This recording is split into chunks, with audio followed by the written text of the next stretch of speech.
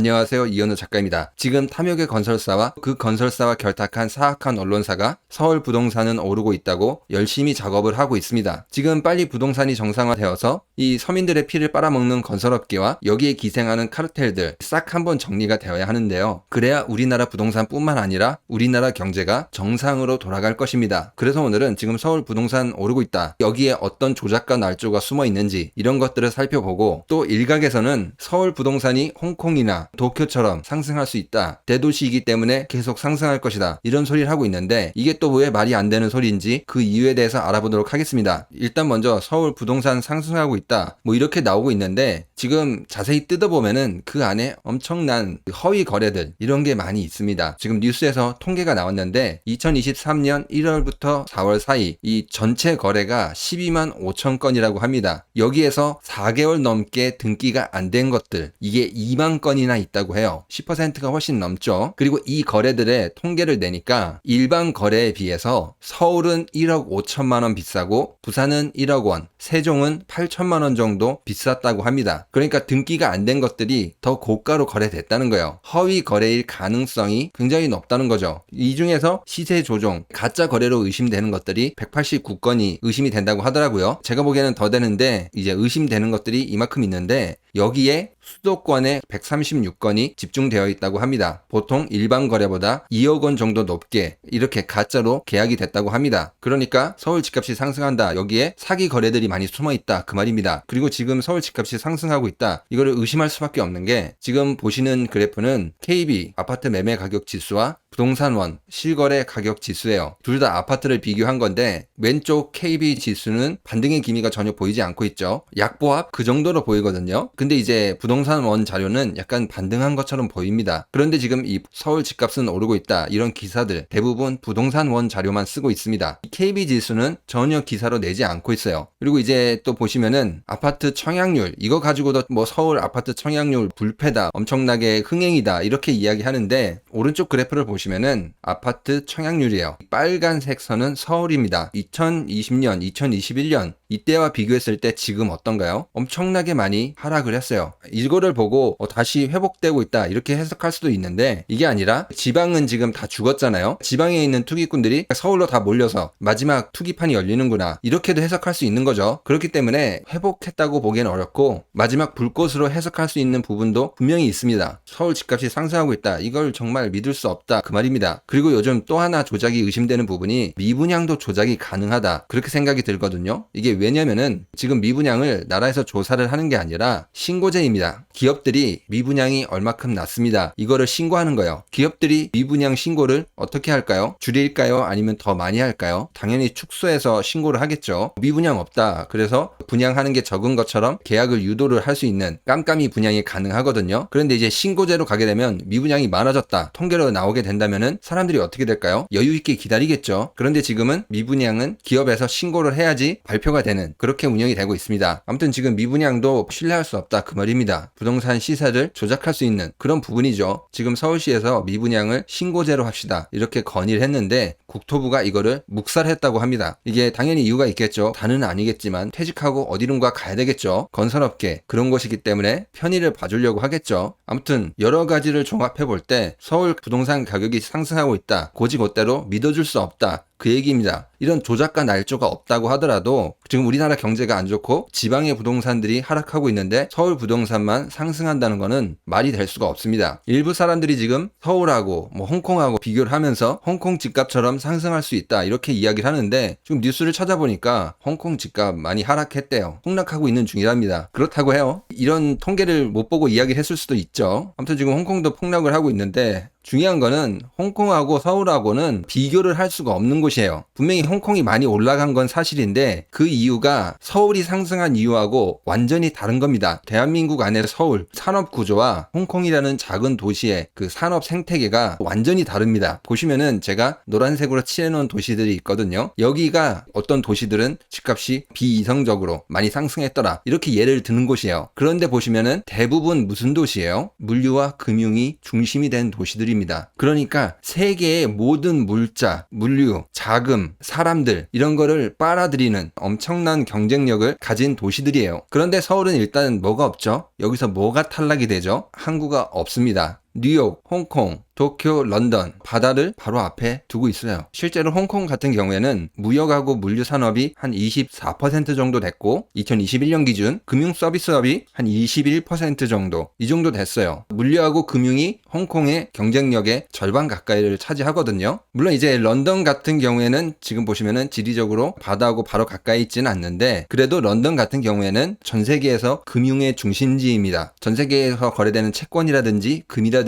이런 것들 엄청나게 많이 런던에서 거래되고 있어요. 그만큼 엄청나게 경쟁력을 가진 도시입니다. 그런데 이제 서울 같은 경우에는 그런 경쟁력을 가지고 있진 않아요. 물론 이제 가능성은 있는데 지금 현재 상태에서는 그런 경쟁력이 없어요. 지금 우리나라 서울 같은 경우에는 서비스업이 92%가 돼요. 이게 무슨 말이냐면은 서울 자체 내에서는 제조업이라든지 생산하는 물건을 만들어서 파는 그러한 기능을 갖고 있는 도시는 아니라는 거예요. 그러니까 앞에 있는 도시들과 기능이 다릅니다. 물론 서울도 우리나라 금융 중심지 이게 맞기는 해요. 근데 이제 그건 뒤에서 보고 그리고 이제 제일 중요한 거는 제조업을 바탕으로 해서 수출을 많이 해서 돈을 버는 국가잖아요. 그리고 이 수출을 담당하는 기업이 대부분 대기업입니다. 수출의 65% 정도를 담당해요. 그리고 그 대기업의 본사들이 절반이 서울에 있고 경기도까지 합치면은 70%가 있습니다. 엄청나죠? 그러니까 사실 서울은 생산은 하진 않지만 다른 데서 생산을 해서 본사가 있기 때문에 여기서 나오는 돈이라고 할까요? 수출을 통해서 들어오는 돈들 이제 서울을 거쳐가는 거죠. 그렇기 때문에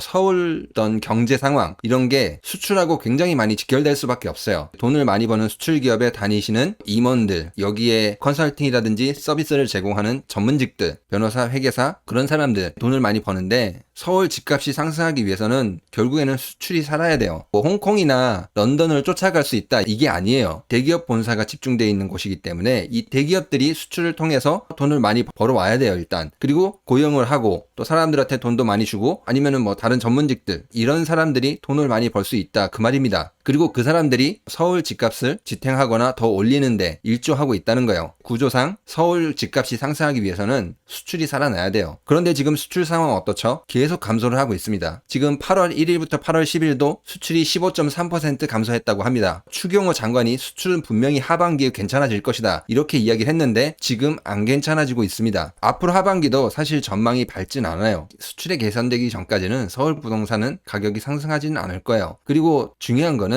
우리나라 부동산 같은 경우에는 대출로 버티고 있는 거 여러분도 아시잖아요. 그 중에서도 돈이 많은 사람들 이런 사람들이 대출을 더 많이 받았어요. 지금 대출 잔액 점유율을 보시면은 소득을 많이 올리는 상위 20% 정도 사람들이 대출을 50% 넘게 받았어요. 서울에 살고 있는 어떤 고소득자들, 부동산을 산 사람들, 그 사람들이 영끌해서 서울 부동산 가격을 여태까지 끌어올린 거예요. 그런데 지금 이게 금리가 올라가서 안 되고 있잖아요. 그러니까 지금 서울 부동산이 힘을 쓰고 있지 못하는 거예요. 그러니까 서울 집값이 홍콩처럼 올라갈 수 있다. 이거는 전혀 비교 대상이 아니다. 그 말입니다. 그런데 이제 만약에 우리나라 금융이 굉장히 발달해서 금융 경쟁력, 런던이나 뉴욕처럼 이런 경쟁력을 가질 수 있다면은 저는 서울 부동산이 상승할 수 있다고는 생각해요. 그런데 그만큼 경쟁력을 가지기는 쉽지 않겠죠. 그러니까 지금 서울 부동산이 상승하고 있다는 이 기사들 어떻게 된다는 거예요? 사실 좀 믿기 어렵다. 조작가 날조가 너무 많아서 이거를 의심을 많이 해봐야 된다. 여기에 미분양도 조작이 가능하다. 그리고 홍콩이나 도쿄, 뉴욕, 런던 뭐 이런 대도시처럼 상승할 수 있다고 이야기하는데 그렇게 비교하기에는 무리가 있지 않나. 도시의 어떤 성격이 다르기 때문에 그리고 가장 중요한 어떤 물류라든지 금융 중심지로서 서울이 이 도시들과 과연 비교가 가능한가 이런 거를 봤을 때 결코 예스라고 이야기해 줄 수 없다. 서울이 물류라든지 금융 중심지가 아니라 우리나라 대기업 본사가 몰려있는 수출에 의해서 경쟁력이 좌우되는 그런 도시인데 지금같이 수출이 계속 감소를 한다면은 서울 부동산 역시 부정적인 영향을 받을 것이다. 그리고 가계 대출 중에 고소득자들이 대출을 많이 받았기 때문에 이들이 부동산에 연끌했을 거 아니에요? 이 서울 부동산도 결국에는 부채모래성으로 쌓아놓은 가격이기 때문에 한 번에 무너질 수 있다. 그 말입니다. 오늘 영상은 여기서 마치도록 하겠습니다. 계좌로 후원해주신 두 분 정말 감사드립니다. 앞으로도 정직하게 방송하도록 하겠습니다. 구독과 좋아요, 알람 설정, 그리고 응원의 댓글은 영상을 만드는데 많은 힘이 됩니다. 감사합니다.